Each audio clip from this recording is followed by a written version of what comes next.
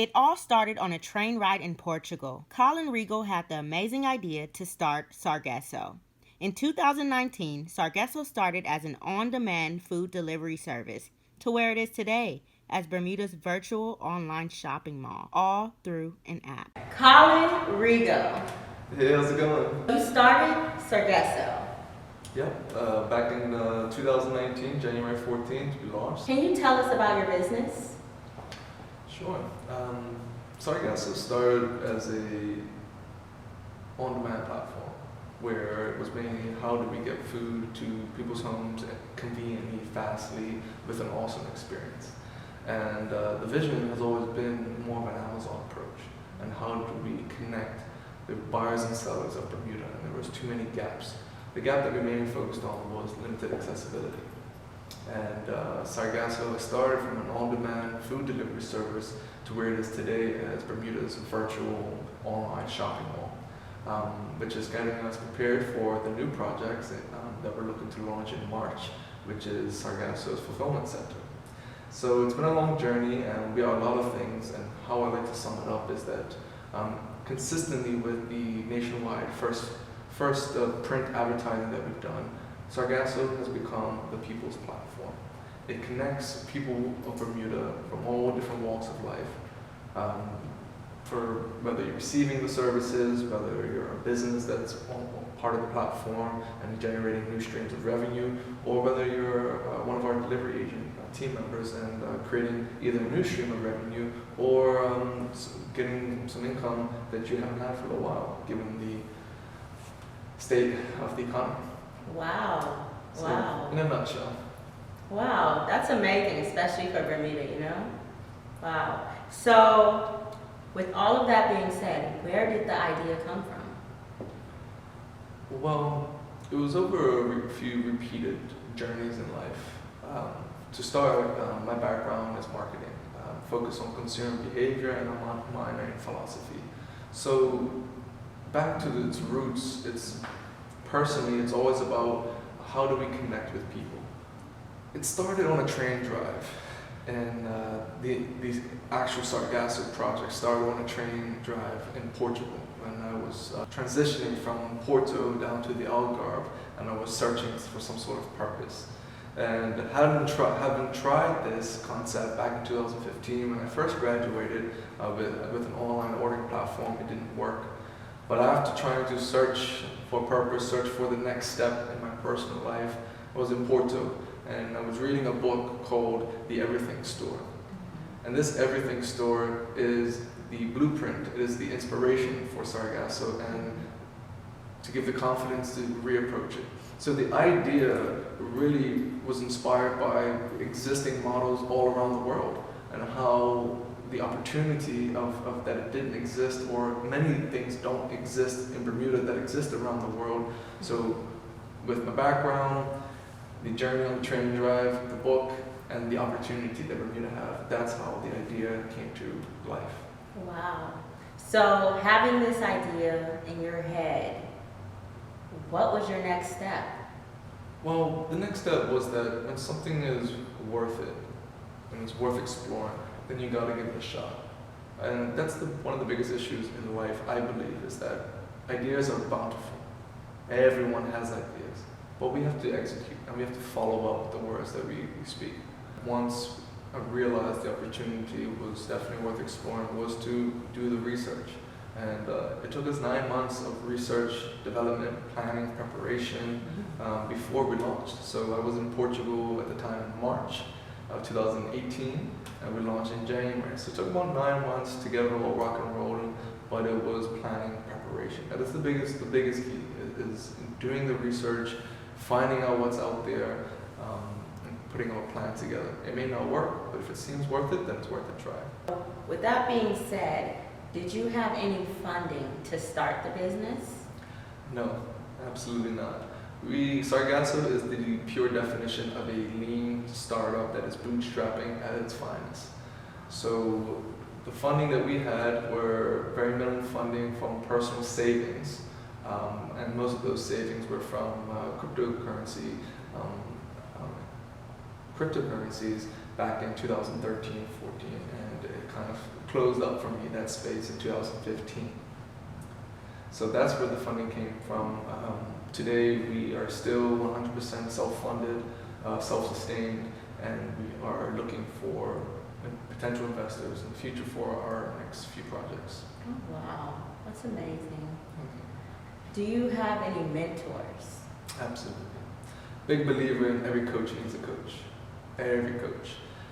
So currently my mentors, advisors are Seth, from the president of the marketplace, Don McKenzie, one of the co-founders of Ignite Bermuda, and Sean Rue, the executive director of Ignite Bermuda.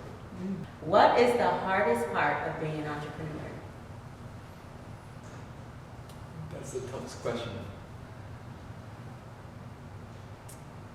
I think the hardest or most challenging part about being an entrepreneur is time management, organization, and leadership. Too many times people go into entrepreneurship because they want to be a boss or an owner. But I think it's how well you can manage people and lead people. And there's big differences between managing and leading people. But I think a true entrepreneur must be good at leading people, connecting people. It does not matter what industry, what market that you operate in. It's all about connecting people. And if you look at all the entrepreneurs around the globe, the big ones, the smaller ones, it comes down to how well they provide a solution to an existing problem. And with that is how that is being done.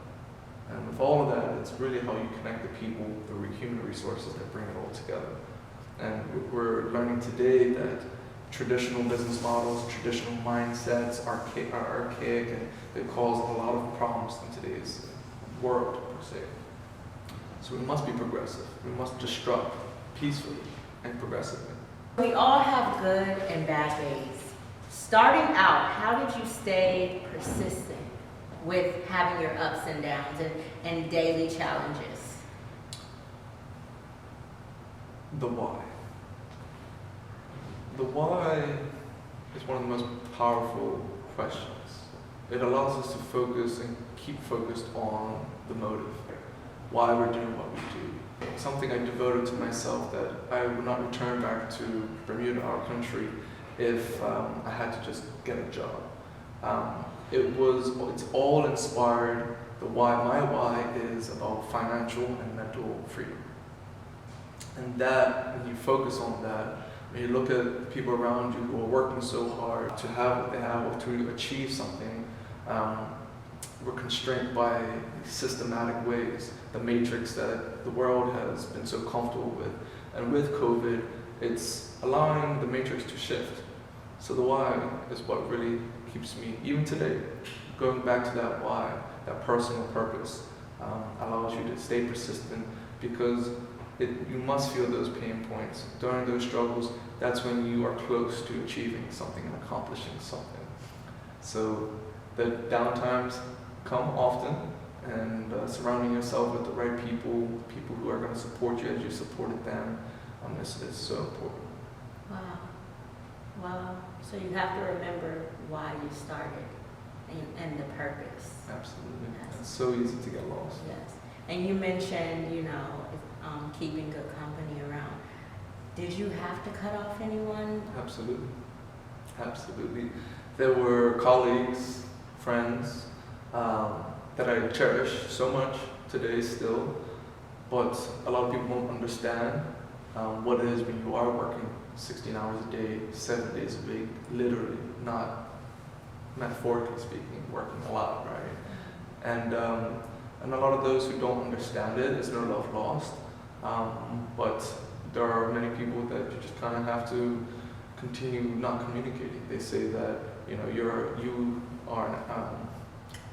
a product of the 5 people you surround yourself with, and if those 5 people aren't aligned with your personal goals or your business's goals, then it's important that you cut them off. Wow. Having a conversation with other entrepreneurs today before coming to meet with you is, I'm upset that the person who I expected most doesn't support me. And I said, well, don't feel upset, and don't let it be personal. because we're not made to just align with one another always. So yeah, you will. Some certain bridges will become weaker, but in that journey you will create so many more. And I think in time, the true friends, the true companionships will understand and respect that from yourself or from people in a similar journey. What's the key to your business staying current and relevant? There's a few factors. Technology is a big one. Technology needs to be ever evolving. The world and technology is exponentially growing worldwide, and so the technology we have today is already outdated. So one thing that's extremely important is the UI or the UX of a platform's experience. And what that means is how a customer or a user, when they enter into a digital platform, just as if they did enter into a traditional brick and mortar, what is the vibe that they get when they come in? And so our brains are ever growing, and therefore the technology must adjust according to all this growth. On the other side is the practical side, where the product offerings, the merchants that are available on the platform. So recently we've had a huge campaign with Boros and Lightborn, where we really promoted safer ways, more convenient ways of getting liquor, and very strict procedures of ID checks and things like that. But how do you get booze to the house without me having to step out, especially if some friends and I, or some friends and you are hanging out at the house around a bonfire, you've had a few drinks, how do you get that extra 2 bottles of wine to the house, right? So keeping the offerings dynamic as well. So it's keeping up the change, and sometimes when we're investing into a website or a storefront or even an office space, the offices or these storefronts are the same that they looked like 30 years ago. And then, the failure to keep up with that can have a negative repercussion on a business or traction or growth. Very much like a tree. And we like to look at everything like seeds and trees and plants, where if you put a tree in a pot, it's not going to continue to grow, it stays stagnant, it's going to grow and then die eventually, or it's going to stay stagnant, it's going to be limited. So we must resemble plants and the life around us and continue to stay dynamic, growing, ever-changing. I would say your business is very successful. Did you plan on it picking up this fast? Well, the word successful definitely is thrown around often with Sargasso in the conversation, but I think we're really just getting started. As I said, we're just getting to 24 months into business, and it really takes 3 to 5 years for any business to establish themselves. In regards to the growth, we never expected to have the exponential growth that we have. The goal has never been on growth measurements or metrics or profitability. It's never that. That's never discussed, or that's not reviewed in our meetings and our planning. The growth was naturally growing faster than I expected, and then obviously COVID really put a lot of pressure on our infrastructure. That probably was one of the biggest challenges that we've had, how to adapt and adjust our capacity to really keep up with the demand that we were already on a natural, organic, positive growth trajectory. But with COVID, it just shot up into a whole different direction, and adjusting to that has been a challenge. Yes. Where do you get your motivation? 3 things: music, sports, and food. Music has changed my life 360, and some of the goals and dreams that I have for this country. Very involved in the festival life, spent mainly in Florida, but in North America, where everything was about music and love at these places, and how it united people was really important to me. And no matter when you're down, when people have their differences, there's nothing that brings people together and really sparks a flame or re-sparks an energy and a vibe. Then when you eat something, nourishing ourselves, when we're listening to music, we're here to rejoice, and usually those 3 things kind of bring a whole new energy to people. That's where I get my energy from. Advice for someone that wants to start a business but doesn't know where to start. Have clarity on self-purpose. Usually the rest starts to fall into place. And I mean that because too many people want to start a business because of profit or because of the clout, the attention. But it's hefty. It's a big sacrifice for the future rewards. But if you want to start somewhere, it's all about research and planning. You can have the best idea, you can have all the best business plan, but if you don't have preparation, if you don't truly understand what you're getting into, and that's not, it's not the funnest part of running the business, but it's the most important part. And ironically speaking, is that I've done a few business plans after college, different attempts at different businesses, but Sargasso was the first one that did not have a business plan. But there was a lot of research, a lot of shopping around, software shopping, consultation, getting people to advise you.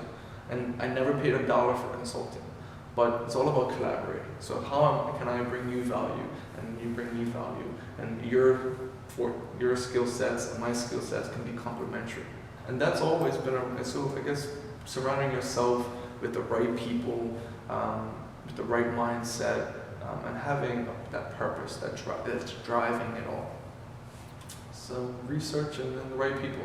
Where did the name come from?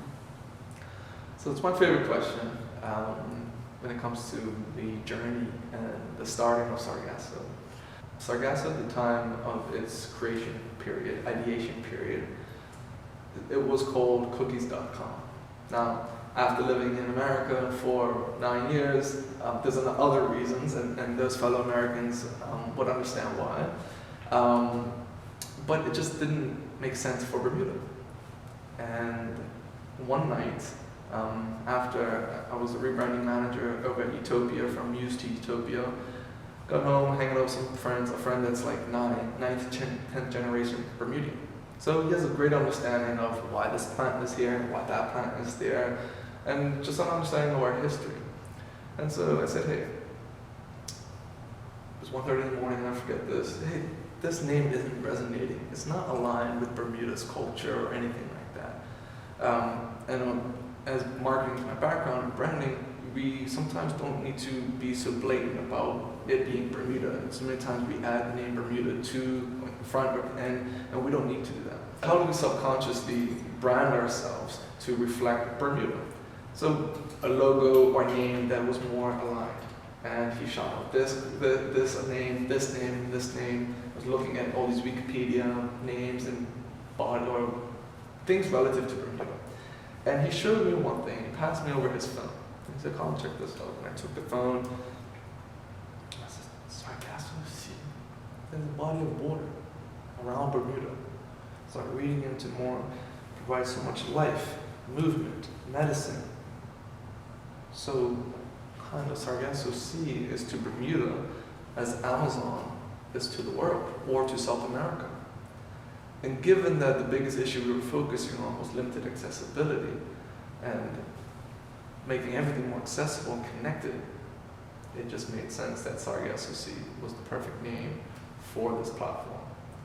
Wow. Wow. Thank you, Colin Rigo, for coming and sitting with us today. Thank you very much. I appreciate it, Ms. Trott.